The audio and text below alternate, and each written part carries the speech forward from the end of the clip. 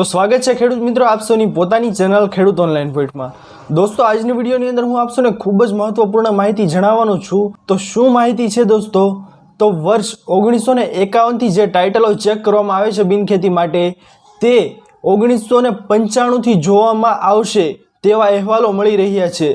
તો શા માટે આવું કહેવામાં આવ્યું છે તેમજ આ વાવડ શું કહેવા માંગે છે અને બિનખેતીમાં જો આવા ટાઇટલ આવશે તો શું થશે, તો તેના વિશેની મહત્વપૂર્ણ માહિતી દોસ્તો આપણે આજની આ વિડીયોમાં જાણીએ। તેના પહેલાં જે કોઈ પણ ખેડૂત ભાઈઓ અમારી ચેનલ ખેડૂત ઓનલાઈન પોઈન્ટ પર નવા છે તેમને વિનંતી કે ફટાફટ અમારી ચેનલને સબસ્ક્રાઇબ કરી દો, જેના લીધે આવી જ મહત્વપૂર્ણ માહિતી આપશો આ ચેનલના માધ્યમથી મળતી રહે। તો ચાલો દોસ્તો આજની આ વિડીયોને શરૂ કરીએ। દોસ્તો વર્ષ 1951 થી નહીં પરંતુ 1995 થી તમારી જમીનના ટાઇટલ છે તે એનએની કામગીરી માટે જોવામાં આવશે।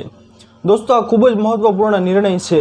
જો કરવામાં આવશે આ નિર્ણય તો આપ સૌને ખૂબ મોટી રાહત મળી શકે તેમ છે।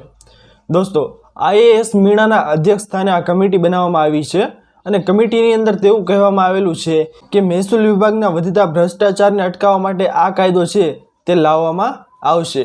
કારણ કે દોસ્તો મહેસૂલ વિભાગની અંદર અત્યારે આપ સૌને ખબર જ હશે કે તમે બિનખેતીનું કામ કરાવવા જાઓ તેમાં તમારે જેટલો ખર્ચો થતો હોય તેનાથી વધારે ખર્ચો તમારે થાય છે। શા માટે? ભ્રષ્ટાચારીના કારણે। તો ખેડૂત મિત્રો આપ સૌને આ ખાસ માહિતી જણાવી દઈએ કે જો 1951ના બદલે 1995 થી ટાઇટલ જોવામાં આવશે તો મોટા ભાગના લોકો છે તેમને આસાની થઈ જશે, પબ્લિકને આસાની થઈ જશે। જો ખેડૂત મિત્રો આ કાયદો છે તે લાવવામાં આવશે તો મોટા ભાગના લોકોને રાહત મળી જશે।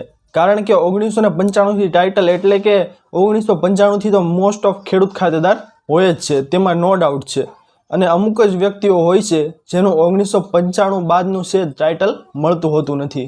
સાથે જ દોસ્તો આપ સૌને જણાવીએ કે ટોચના અધિકારી છે તેની સાથે વાતચીતમાં જાણવા મળ્યું કે વર્ષ 1995 પહેલાં ગુજરાતમાં 8 કિલોમીટરની ત્રિજ્યામાં જ ખેતીની જમીન ખરીદી શકાય તેવો નિયમ હતો।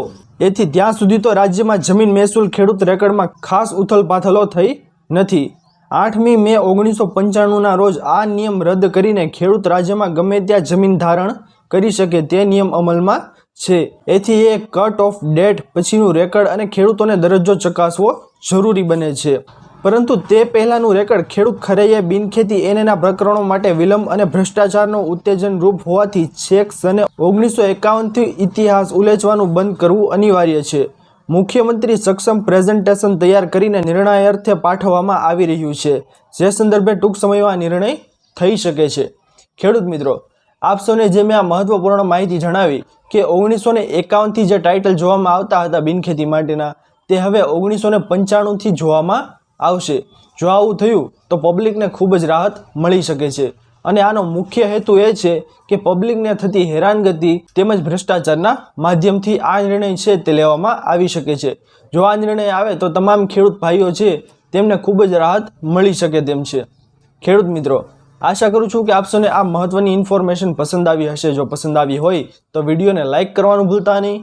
ચેનલ પર નવા આવ્યા હો તો અમારી ચેનલ ખેડૂત ઓનલાઈન પોઈન્ટને સબસ્ક્રાઇબ કરી અને બાજુમાં આપેલા બેલ આઇકન પણ પ્રેસ કરી દેજો, જેના લીધે આવી જ મહત્વપૂર્ણ માહિતી સૌથી પહેલાં આપ સૌને મળતી રહે। તો દોસ્તો મળીએ હવે પછીના વિડીયોમાં, ત્યાર સુધી જય હિન્દ અને વંદે માતરમ।